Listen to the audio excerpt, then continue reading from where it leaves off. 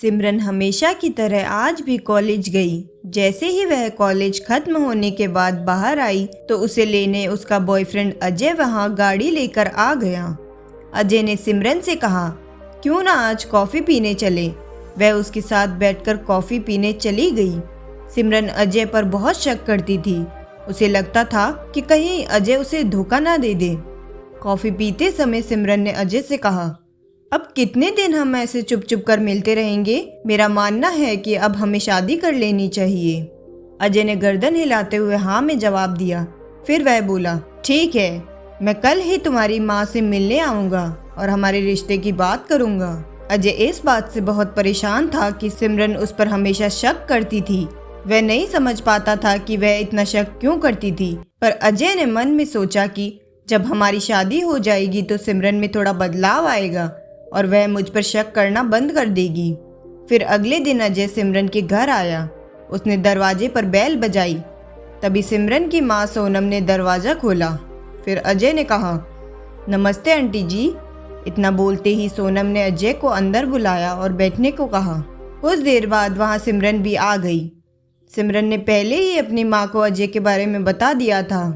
अजय ने कहा, मैं आपसे सिमरन का हाथ मांगने आया हूँ। हम एक दूसरे से बहुत प्यार करते हैं। मैं सिमरन को बहुत खुश रखूँगा। कुछ देर सोचकर सिमरन की माँ सोनम ने कहा, बेटा, सिमरन के पिताजी कई साल पहले हमें छोड़कर चले गए थे। मैंने ही सिमरन को पाल पोस कर बड़ा किया है। अगर मैं सिमरन की शादी कर दूंगी तो इस वीरान घर में मैं बिल्कुल अकेली पड़ जाऊंगी। तभी अजय उसकी बात को काटते हुए बोला, नहीं आंटी, आप ऐसा बिल्कुल मत सोचो। आप बिल्कुल अकेली नहीं रहोगी। आपकी केवल एक बेटी नहीं है, आज से आपका एक बेटा भी है जो आपके साथ रहेगा। आप बिल्कुल चिंतित ना हो।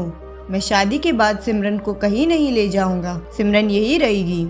इतना सुनते ही सिमरन की माँ सोनम बहुत खुश हो गई और उसने शादी के लिए हाँ कर दी।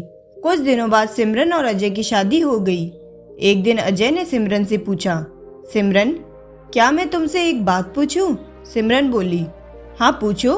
तब अजय बोला, तुम मुझ पर इतना शक क्यों करती हो? सिमरन ने उदास मन से जवाब दिया, मेरी मम्मी को धोखा देकर मेरे पिताजी हमें छोड़कर चले गए और हमने बहुत दुख झेले हैं उनके कारण। इसलिए मुझे किसी भी मर्द पर विश्वास नहीं होता है। इतना बोलकर सिमरन सो गई।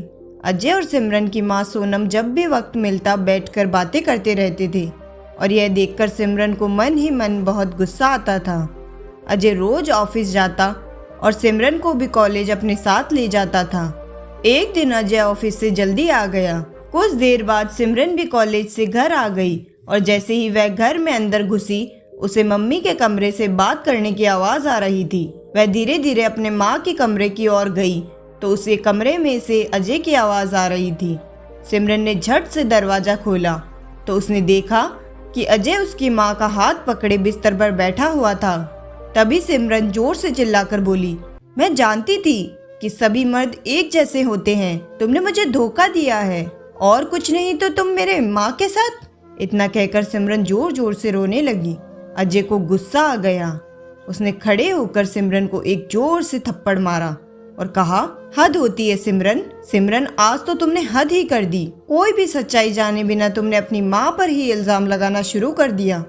लानत है ऐसी बेटी पर। मैं आज ऑफिस से घर जल्दी आ गया था और जब मैं आया तो मैंने देखा कि मम्मी जी हॉल में बेहोश पड़ी थी। इसलिए मैंने डॉक्टर को फोन किया। डॉक्टर अभी आते ही होंगे और इन्हें कमरे में लाकर बिस्तर पर बैठा रहा था कि तभी तुम आ गई। माना कि तुम्हारे पिताजी धोखेबाज निकले, लेकिन जरूरी तो नहीं कि हर मर्द वैसा ही निकले। सिमरन को अपनी गलती का एहसास हो गया था।